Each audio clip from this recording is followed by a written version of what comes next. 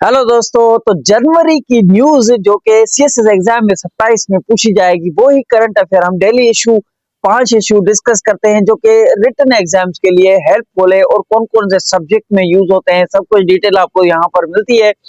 तो पहले आपने 3 लेक्चर देखे हैं। आज ये जनवरी के करंट अफेयर का लेक्चर 4 है। पूरे साल के करंट अफेयर हम डिटेल में डेली पढ़ते जाएंगे। डेली 5 बजे वीडियो आता है। आपको लाइक, कमेंट और सब्सक्राइब करना है और आपको कोई इशू है तो वो आप कमेंट में कर सकते हैं, हम आपको क्विकली रिप्लाई देंगे। सीएसएस एस्पायरेंट अक्सर ये गलती करते रहते हैं कि डेली न्यूज पढ़ते रहते हैं। डेली न्यूज नहीं पढ़नी। जो एग्जाम ओरिएंटेड पोर्शन है, मैंने फर्स्ट लेक्चर में बताया था, उन इश्यूज को मिस कर देते हैं, उनको पढ़ना चाहिए। आपको किसी न्यूज पर कहीं पर न्यूज ढूंढनी नहीं पड़ेगी, क्योंकि डेली में Dawn news, Jahangir world time वालों की है जो मैगजीन आता है, हर चीज वहां से निकाल कर सीएसएस से रिलेटेड टॉपिक ही डिस्कस करता हूं। नंबर 1 पर इशू आता है, आपके सामने लिखा हुआ है, तो चलो व्हाइट बोर्ड पर इसको कंप्लीट डिटेल में डिस्कस करते हैं। तो दोस्तों, बीओपी क्या होता है? बीओपी बैलेंस ऑफ पेमेंट होता है, इसका फुल फॉर्म है। बैलेंस ऑफ पेमेंट एक रिकॉर्ड होता है पाकिस्तान का इकोनॉमी का।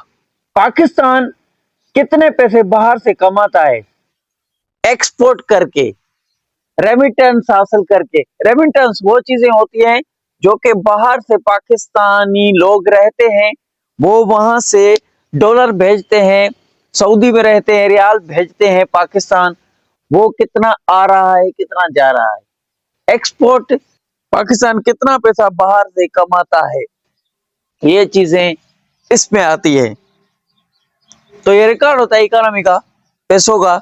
इंपोर्ट, लोन, इंटरेस्ट, इसका मतलब है पाकिस्तान कितना कमाता है बाहर से, बाहर कितना अपना सामान भेजता है, कितनी लोन, कितना इंटरेस्ट देता है, सूद देता है 2%, 3%। अगर पैसा आने से ज्यादा चला जाए तो ये बीपीएस पर प्रेशर होता है। समझने की कोशिश करें, पाकिस्तान पर बीओपी प्रेशर क्यों है? प्रेशर इसके लिए ज्यादा है, इंपोर्ट ज्यादा हो रही है। ऑयल, गैस, मशीनरी, मेडिसिन, इन चीजों के लिए डॉलर्स चाहिए होते हैं, ठीक है।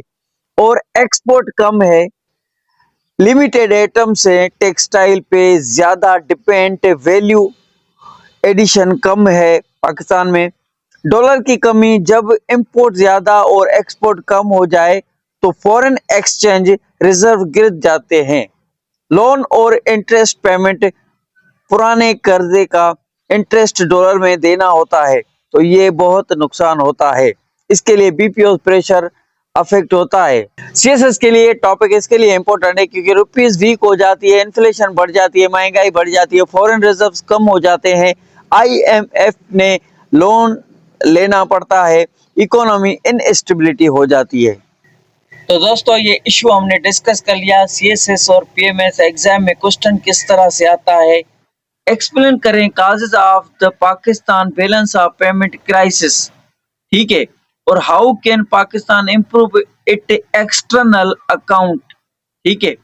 सब्जेक्ट और पेपर, कौन कौन से सब्जेक्ट हैं, कौन कौन से पेपर हैं जिसमें आपका ये फर्स्ट इशू आ सकता है। ये पाकिस्तान अफेयर के सब्जेक्ट में आएगा। इकोनॉमिक्स एक ऑप्शनल सब्जेक्ट है, उसमें आ सकता है ये सवाल।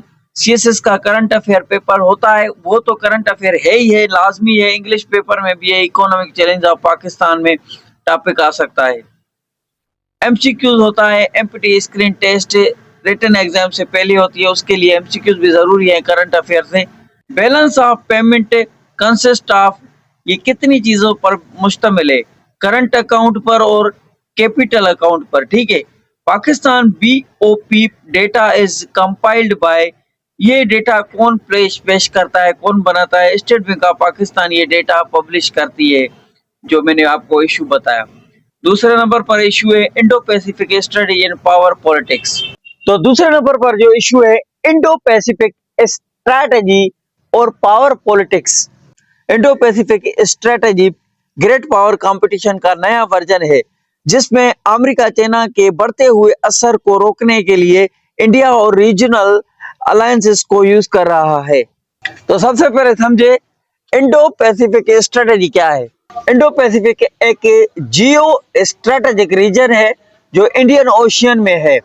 पैसिफिक ओशियन को कवर करता है। एशिया, साउथ ईस्ट एशिया तक ये सारा फैला हुआ है। समुद्री रास्ता है, ट्रेड यहाँ से होता रहता है। इंडिया पैसिफिक स्ट्रेटेजी असल में अमेरिका और उसके अलायंस की पॉलिसी है, जिसका गोल है चाइना के बढ़ते हुए असर को कंट्रोल करना। चाइना डेवलपमेंट में आगे चलती जा रही है, ट्रेड में सबसे ग्रो करती जा रही है, पावरफुल होती जा रही है, अपनी मिलिट्री, तो ये चाइना डेवलपमेंट में सबसे आगे बढ़ती जा रही है, हर चीज अपनी ग्रो करती जा रही है। इसके लिए अमेरिका इसको रोकने की पूरी कोशिश में लगा पड़ा है। तो पावर पॉलिटिक्स क्या है? पावर पॉलिटिक्स का मतलब है स्टेट अपने नेशनल इंटरेस्ट के लिए, मतलब कि अपने कंट्री के फायदे के लिए, तो चाइना ग्रो करने में अपना पूरा पावर पॉलिटिक्स दिखा रही है। अब देखो, इंडो पैसिफिक स्ट्रेटेजी क्यों बनाई गई? मेन रीजन है वो क्या है? चाइना का राइज, मतलब कि चाइना बढ़ता जा रहा है, ग्रोथ हासिल करता जा रहा है हर चीज में। चाइना फास्ट इकोनॉमी कर रहा है, प्लस में मिलिट्री पावर भी बना चुका है। साउथ चाइना सी डिस्प्यूट चल रहा है, यूएसए इन्फ्लुएंस को मेंटेन करना है।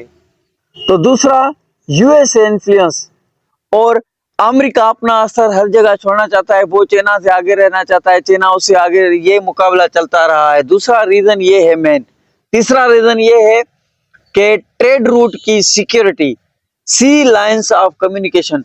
अब देखो, तीसरा ये है कि ट्रेड रूट जो है, समुद्री रास्ता, वो अगर वहां पर अमेरिका कंट्रोल कर रहा है, अपने अलायंसेस बनाकर, अपने कंट्रीज के साथ दोस्ती रखकर उस पर कंट्रोल करेगा, तो चाइना वहां से नहीं गुजरेगा तो उस पर ज्यादा टैक्सेस लगाई जाएगी, वो पीछे रहेगा, तरक्की नहीं कर पाएगा।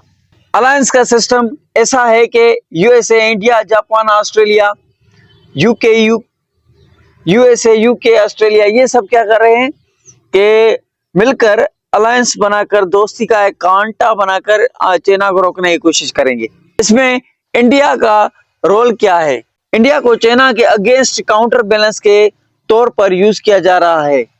इंडिया को मिलिट्री सपोर्ट, स्ट्रेटेजिक इंपोर्टेंस और इंडो पैसिफिक का नेट सिक्योरिटी प्रोवाइड कहा जाता है।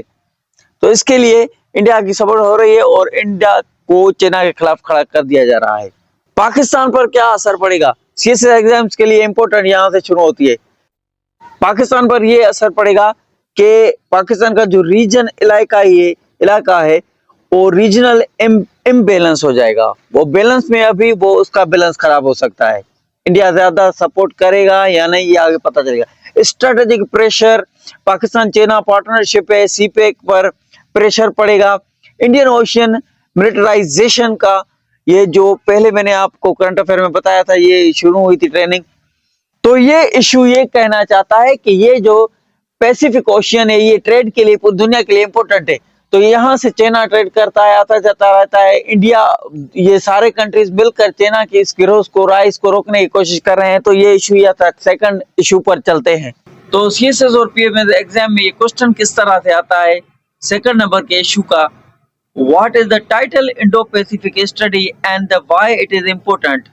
Impact of the Indo-Pacific politics on the south Asia. Subject और पेपर, इंटरनेशनल रिलेशन एक पेपर है, ये भी ऑप्शनल सब्जेक्ट होता है। इसके पेपर 1 और 2 होते हैं। ये इसमें ये सवाल आ सकता है। करंट अफेयर का टॉपिक तो है ये, इंग्लिश ऐसे के पेपर में भी आ सकता है, ग्लोबल पावर शिफ्टिंग में। एमसीक्यूज एमपीटी स्क्रीन टेस्ट के लिए, Indo Pacific region mainly include, इसमें ये इलाका कहाँ पर है और इसमें क्या क्या आता है? इंडियन ओशियन और पैसिफिक ओशियन में ये रास्ता है ट्रेड का। तीसरे नंबर पर इशू आता है climate change and the Pakistan vulnerability.